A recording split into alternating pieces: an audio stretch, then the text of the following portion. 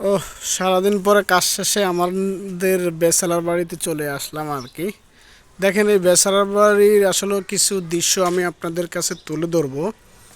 সেটা হলো, এই বেচালার বাড়িটা আসলে অনেক সুন্দর একটা বাড়ি। দেখেন, খুব সুন্দরভাবে পরিষ্কার থাকে, সব দিকে দিয়ে পরিষ্কার ভালোভাবে থাকে আর কি বেচালার বাড়িটা।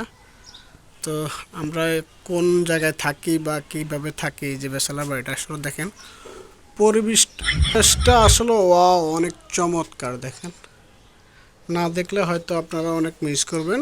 এখানে অনেক কিছু থাকে, এক এক করে আমি আপনাকে বলছি। দেখেন, এই যে কুকুরটাকে দেখতেছেন শুয়ে আছে আর কি। এই কুকুরটা আসলে মানে ওকে অনেক তাড়াইছিলাম, কিন্তু কেউ যায় নাই। ওর লগের নিজের মা বাপ ছিল। এই ছোট্ট এই কুকুরটা আসলে আমাদের এই বেসালার বাড়ির সামনের ওই পাশে হয়েছিল আর কি। তো এই ছোট্ট কুকুরটা যায়নি, মা বাপ চলে গেছে, সে কিন্তু যায়নি। দেখেন, আসলে এই কুকুরটা আমাদেরকে ছাড়ি বেসালা ছাড়ি যেতে পারতেছে না। কিন্তু আমাদের একটা দুঃখের বিষয় হলো গিয়ে কি, আমাদের এই জায়গায় কোনো পাক শাক হয় না আর কি। আমরা সবাই কিন্তু হোটেলে খাই।